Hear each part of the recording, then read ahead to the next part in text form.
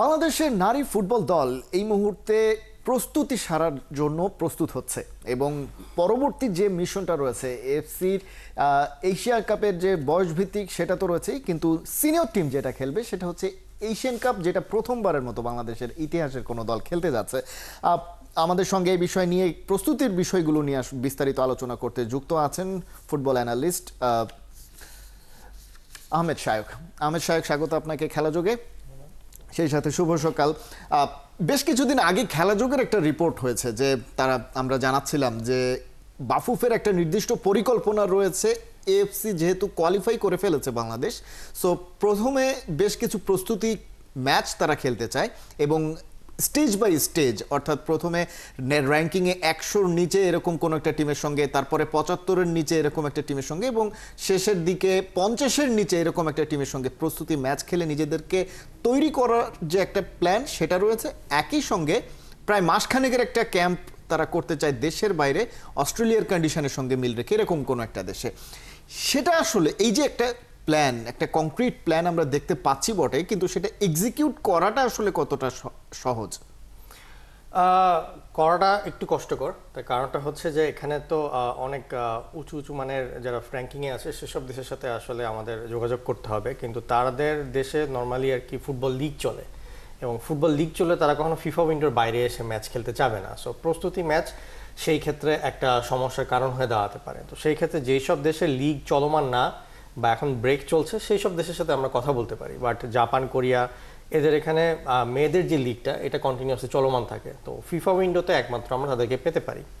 But এখানে সবার আগে আমাদের আসলে যে জিনিসটা চিন্তা করতে হবে যে আমরা সবাই বলছি যে মিশন অস্ট্রেলিয়া, বাট মিশন অস্ট্রেলিয়ার মিশনটা আসলে কি? তার কারণ হচ্ছে যে আমরা যদি এই এএফসি এশিয়ান কাপে খেলতে যাই, আমাদের অ্যাকচুয়াল মিশনটা হচ্ছে যে এখান থেকে যদি কোনোভাবে অলিম্পিক বা ওয়ার্ল্ড কাপের কোনো একটা পজিশন আমরা হোল্ড করতে পারি। তো আপনি যদি এখানে ম্যাথমেটিক্যালি দেখেন তাহলে এখানে আপনাকে মূলত প্রথম 8টা দেশ তারা কিনা ওয়ার্ল্ড কাপের কোয়ালিফাইং এবং অলিম্পিকে কোয়ালিফাইংয়ের জন্য যাবে। মানে নর্মালি প্র্যাকটিক্যালি চিন্তা ভাবনা করেন, যদি মিশন অস্ট্রেলিয়াও বলি, আমাদের এরকম অবস্থা এখনও ওরকম হয়নি যে আমরা এই টুর্নামেন্টে যাব গিয়েই চ্যাম্পিয়ন হয়ে যাব। সেটা রিয়েলিস্টিক না, কারণ আমরা প্রথমবারের মতন খেলতে যাচ্ছি এত বড় বড় দেশের সাথে। 3টা গ্রুপ আছে, 3টা গ্রুপে যদি আমরা গ্রুপ চ্যাম্পিয়ন হওয়ার কথা চিন্তা করি সেটাও আসলে খুব একটা বেশি পসিবল না, কারণ প্রত্যেকটা দেশে প্রত্যেকটা গ্রুপে অনেক বড় বড় লেভেলের টিম আছে। গ্রুপ রানার্স আপ হওয়াটাও আমাদের জন্য এখন ইন এ ওয়ে খুবই টাফ, তার কারণ হচ্ছে সেখানেও বেশ কিছু ভালো ভালো টিম আছে। ইভেন বাংলাদেশের যে গ্রুপটা রয়েছে বি গ্রুপ, যেখানে B3, সেখানে যদি আমরা বাংলাদেশের পরে সবচেয়ে দুর্বল দল বলি সেটা উজবেকিস্তান, তাদের র্যাঙ্কিংও 51। সো এখানে আমরা যদি মিশন অস্ট্রেলিয়া থেকে পজিটিভ কিছু পেতে চাই তাহলে আমাদের অ্যাকচুয়ালি ম্যাথমেটিক্যালি ক্যালকুলেশন করা উচিত যে এই 8টা দলের মধ্যে 7 আর 8 নম্বর স্লটটা আমরা কিভাবে পেতে পারি। এখন প্রত্যেকটা গ্রুপেরই গ্রুপ চ্যাম্পিয়ন এবং গ্রুপ রানার্স আপ সরাসরি তো কোয়ালিফাই করবে, কিন্তু থার্ড যেই টিমটা থাকবে প্রত্যেকটা গ্রুপেরই তাদের মধ্যে একটা র্যাঙ্কিং হবে, সেইখান থেকে বেস্ট যে 2টা টিম থাকবে সেটা যেতে পারবে। তো এখন আমরা যদি গ্রুপটা সব 3টা গ্রুপে যদি পর্যালোচনা করি তাহলে আমি বলবো সবচেয়ে সহজ গ্রুপ পেয়েছে ইন্ডিয়া, কারণ তাদের গ্রুপে আছে হচ্ছে আপনার চাইনিজ টাইপে যাদেরকে তারা হারাতে পারে। তো সেখানে 7 নম্বর ম্যাথমেটিক্যালি আমাদের জন্য পাওয়াটা একটু কঠিন হয়ে যেতে পারে, কিন্তু 8 নম্বর পজিশনটাকে টার্গেট করে এটাকেই যদি আমরা মিশন অস্ট্রেলিয়া চিন্তা করে ওভাবে করে আগাই তাহলে আমাদের জন্য মানে জিনিসটা খুব দূরে তা কিন্তু না। তার কারণ হচ্ছে এখানে আপনি যদি দেখেন ফিক্সচারের প্রথম 2টি খেলা পড়েছে আমাদের উত্তর কোরিয়া এবং হচ্ছে চায়নার সাথে, এবং দুটাই হচ্ছে সিডনিতে। থার্ড যে ম্যাচটা যেটা কিনা উজবেকিস্তানের সাথে, যেটা নিয়ে কিনা আমরা আশাবাদী, সেটা হচ্ছে আবার পার্থে। তো এখন এইভাবে যদি পরিকল্পনা করে আমরা আগাই তাহলে আমাদের এখন মার্চ মাসে সিডনিতে আবহাওয়া কীরকম থাকে সেটাকে আমাদেরকে একটু অ্যানালাইসিস করতে হবে, পার্থে আবার মার্চ মাসে কীরকম আবহাওয়া থাকে সেটাকে অ্যানালাইসিস করতে হবে, এবং সেই আবহাওয়ার সাথে খাপ খাইয়ে যে সেই সব রকম জায়গায় আমাদেরকে ক্যাম্প করতে হবে। তার কারণ হচ্ছে আপনাকে এটাও মাথায় রাখতে হবে যে এই যে মেয়েগুলো খেলতে যাচ্ছে তারা কিন্তু এত উন্নত দেশে প্রথমবারের মতন যাবে, তারাও কিন্তু এত বড় একটা দেশে গিয়ে তারাও কিন্তু অনেকটা মানে স্টার থাকবে যে এত বড় একটা দেশে, কারণ এখন পর্যন্ত তারা হয়তো সাউথ এশিয়ান রিজনে খেলেছে অথবা মিডল ইস্টের কোনো একটা দেশে গিয়ে খেলে এসছে, কিন্তু এত বড় অস্ট্রেলিয়া বা আমেরিকা বা ইউকে এরকম টাইপের দেশগুলোতে তাদের কখনো যাওয়া হয়নি। তো প্রথমে গেলে আপনি সেই দেশ সম্পর্কে অভিভূত থাকেন যে আরে সিডনি হারবার, সিডনি ব্রিজ, এগুলো দেখে আপনার একটু চমক লাগতেই পারে।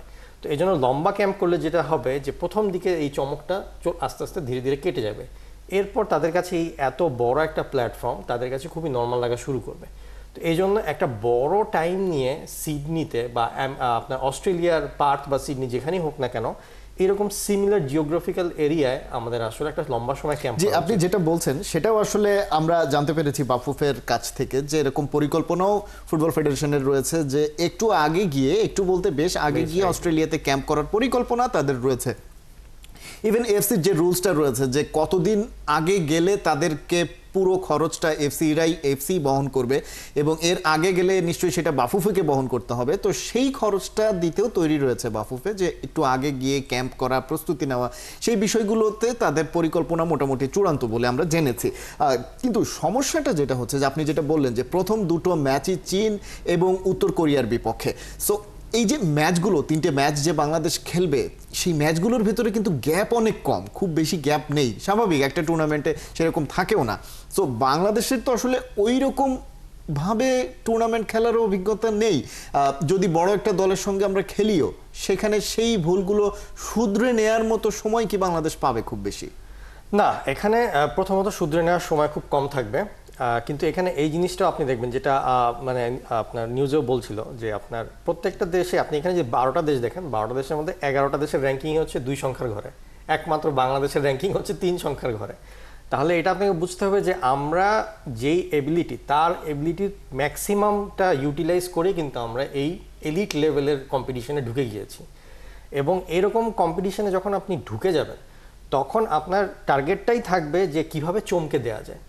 এই টুর্নামেন্টেও আমরা অনেকটা ডার্ক হর্সের মতন, মায়ানমারের র্যাঙ্কিং কিন্তু 55 ছিল, তারাও কিন্তু বুঝে উঠতে পারেনি যে আমরা এরকম রকমের একটা কম্পিটিশন তাদেরকে দিব, কিন্তু অবশেষে কিন্তু তারা হেরেও গিয়েছে। তো আমার কথা হচ্ছে যে বাংলাদেশের এখনকার মেয়েদের যে টিমের যে কম্বিনেশন বা স্ট্রাকচার, এইটা আমাদের অপোনেন্টরা এত ভালোভাবে তারা বুঝে উঠতে পারছে না যে তারা মাঠে কীরকমভাবে রেসপন্সটা করবে। এখন আমাদের টিম অনেক ইয়াং, আমাদের টিম অনেক এনার্জেটিক, এবং যেই ফিলোসফিতে ফুটবলটা খেলছে সেটা যে কোনো দেশকে চমকে দেওয়ার মতন অবস্থা রাখে। কিন্তু আমাদেরকে যে জিনিসটা এটাও রিয়েলিটি মানতে হবে যে যেহেতু বড় দুইটা টিমের সাথে খেলা হচ্ছে, তাদের সাথে এখানে কিভাবে আমরা গোল সংখ্যা কমায় আমরা ডিফেন্সিভলি খেলে আমরা যত এখানে যদি যদি একটা পয়েন্ট নিয়ে আসা যায় তাহলে তো খুবই ভালো। আর যদি আমরা ম্যাচ হেরেও যাই তাহলে কত কম গোলে আমরা হারি, কারণ আমরা যদি 7 আর 8 পজিশনটা যদি টার্গেট করি, আমাদের গোলের যে ডিফারেন্সটা ওইটা অনেক কমায় রাখতে হবে। যারা গ্রুপ চ্যাম্পিয়ন হবে না বা রানার আপ হবে না, সেক্ষেত্রে হয়তো বা থার্ড পজিশনে থাকলেও দুটি বেস্ট থার্ড হচ্ছে পরের রাউন্ডে যাওয়ার সুযোগ থাকবে। সো ওই সুযোগটা নেওয়ার জন্য কথাই আপনি বারবার বলছেন, সেটার জন্য আসলে চেষ্টাও আমরা দেখতে পাচ্ছি বিভিন্ন ধরনের। আমরা তো ক্যাম্প করার কথা, প্রস্তুতি ম্যাচের কথা, এই কথাগুলো আলোচনা তো করছিলাম। আরেকটা বিষয় আমরা জানতে পারছি বাফুফে পরিকল্পনা করছে, যদিও দেশি কোচদেরকে দিয়েই অ্যাসিস্ট্যান্ট কোচদের কাজগুলো করানো হচ্ছিল, এখন উদ্যোগ নেওয়া হচ্ছে যে একজন ফিটনেস ট্রেনার এবং গোলকিপার কোচ এবং একজন নারী সহকারী কোচ নিয়ে আসার পরিকল্পনা করা হচ্ছে, বিদেশি। সো সেটা একটা বিষয়, এবং একই সঙ্গে একজন নারী প্রবাসী ফুটবলার কেউ ট্রেস করা গেছে যাকে কিনা ইনক্লুড করা হতে পারে দলের সঙ্গে। এই বিষয়গুলো, অর্থাৎ হাতে মাত্র 6 মাস সময় রয়েছে, দলের সঙ্গে সিনক্রোনাইজেশনের বিষয় রয়েছে, কোচ যারা নতুন আসবেন তাদেরকে খুঁজে পাওয়ার একটা ব্যাপার রয়েছে, তাদেরকে নিয়ে এসে দলকে বুঝিয়ে দেওয়ারও একটা ব্যাপার রয়েছে। হাতে যথেষ্ট সময় আছে কিনা? হ্যাঁ, এখানে আপনার বিদেশি যে কোচিং প্যানেল তারা আসতেই পারে, কিন্তু অবশ্যই সেটা অ্যাসিস্ট্যান্ট কোচ বা গোলকিপিং কোচ হতে হবে। কিন্তু তারা যদি আসেও এই জিনিসটা মাথায় রাখতে হবে যে তারা যেন এখানে এসে নতুন কোনো কিছু যাতে ইন্ট্রোডিউস না করে, কারণ মেয়েরা এখন বাটলারের যে থিওরি, বাটলারের যে গেম প্ল্যান, সেই গেম প্ল্যানে খুব ভালোভাবে মিশে গিয়েছে। তো এখন আমাদের মানে ফরেন কোচ নিলে এরকমই নেওয়া উচিত যারা বাটলারের যে প্ল্যানটা সেটাকে যাতে আরও একটু বেটার করতে পারে। নতুন কোনো কিছু ইন্ট্রোডিউস করলে হবে কি মেয়েরা এই সময় কনফিউজ হয়ে যেতে পারে। সো আমাদের বাটলারের প্ল্যানটাকেই কংক্রিট রেখে ওইটাকে কীভাবে আরও বেটার করা যায়, আরও বেটার সাপোর্ট দেওয়া যায়, সেই জিনিসটা চিন্তা করতে হবে। আর বংশোদ্ভূত প্লেয়ারের ক্ষেত্রে হ্যাঁ, তিনি যদি এসে এই আমাদের টিমের সাথে যদি ফিজিক্যালি এবং ট্যাকটিক্যালি সিনক্রোনাইজ হতে পারে, তাহলে আমি বলবো সেটা খুবই ভালো একটা অ্যাডিশন হতে পারে। বাট তার আগে থেকে ফিজিক্যালি এবং ট্যাকটিক্যালি বাটলারকে ইমপ্রেস করতে হবে যে সে আসলে টিমের মধ্যে পারবে কিনা।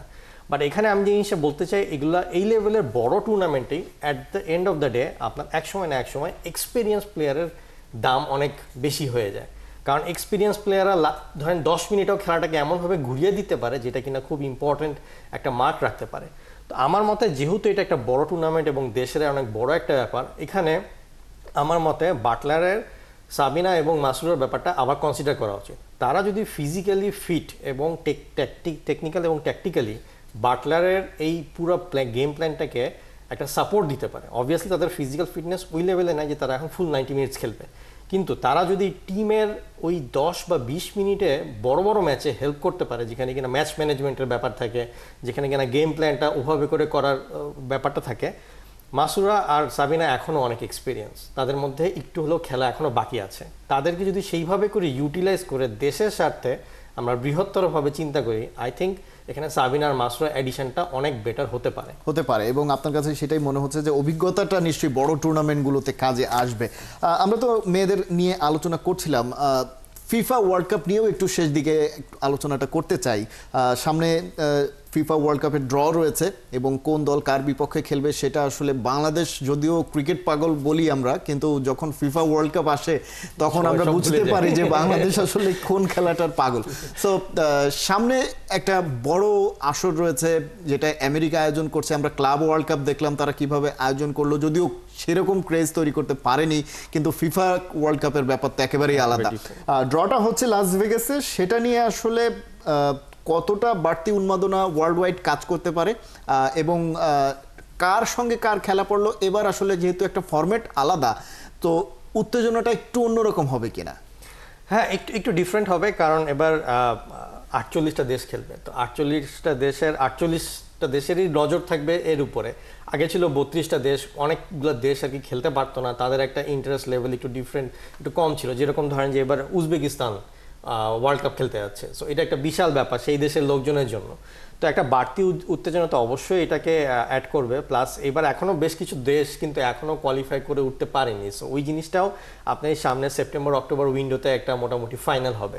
তখন শেষ মুহূর্তে কোন দেশগুলো আসে, তাদের যে ড্রয়ের প্রসিডিউরটা কী হয়, এবং সবচেয়ে বড় ব্যাপার হচ্ছে ড্রয়ের উপরই বেস করে কিন্তু কোথায় খেলা হবে সেটা নির্ধারণ হবে।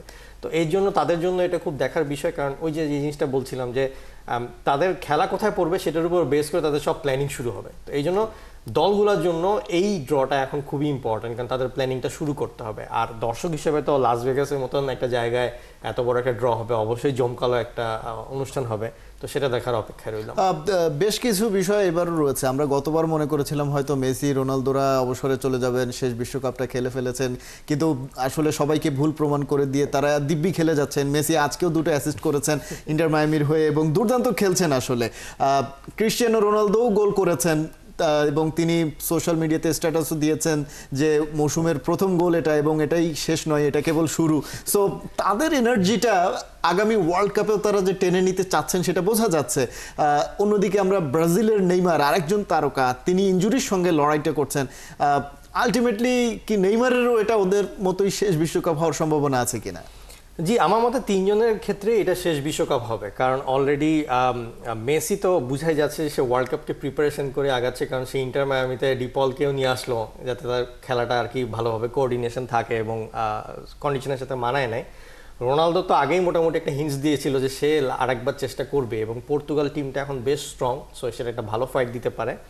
আর নেইমারের যে ব্যাপার, রোনালদো তার পর্তুগিজ এক টিমমেটকে আল নাসরে নিয়ে গেছে, তো এর জন্য সবাই আর কি এখন আর এই বছরের বা এই সিজনটাকে সবাই আসলে ট্রাই করছে যে ওয়ার্ল্ড কাপের জন্য রেডি করার জন্য আর কি ঠিক করছে। আর নেইমারের ক্ষেত্রে যেটা বলতে চাই, অলরেডি পাইপলাইনে বেশ কিছু ভালো ইয়াং ব্রাজিলিয়ান প্লেয়ার উঠে এসছে, যাদেরকে কিনা আমরা এই সিজনে দেখতে পারবো ইংলিশ প্রিমিয়ার লিগ এবং ইউরোপিয়ান লিগের বেশ কিছু জায়গায়। সো আই থিঙ্ক নেইমারের জন্য টাইম পাওয়াটা টাফ হয়ে যাবে, বাট আই থিঙ্ক সে তার এক্সপিরিয়েন্সের জন্য স্কোয়াডে টিকে যাবে শেষ মুহূর্তে। দেখা যাক কি হয় শেষ পর্যন্ত, কারণ আলটিমেটলি ফিট তো থাকতে হবে এবং বারবারই আসলে সেই বিষয়টাই সামনে আসছে। নেইমারের জন্য স্পেশালি আমরা দেখছি যে সিজনের বেশিরভাগ সময়ই তিনি আসলে সাইড লাইনে থাকছেন, ইনজুর্ড থাকছেন। সো ব্রাজিলের যারা সমর্থকরা রয়েছেন তারা নিশ্চয়ই চাইবেন যে বিশ্বকাপের আগে অন্তত নেইমার খেলার জন্য ফিট হন, কারণ আমরা গেল ওয়ার্ল্ড কাপে ব্রাজিল সাফল্য পাইনি, কিন্তু নেইমারের পারফরমেন্সটা চোখে লেগে রয়েছে। আহমেদ শাহ, অনেক ধন্যবাদ খেলা যোগে যুক্ত হওয়ার জন্য।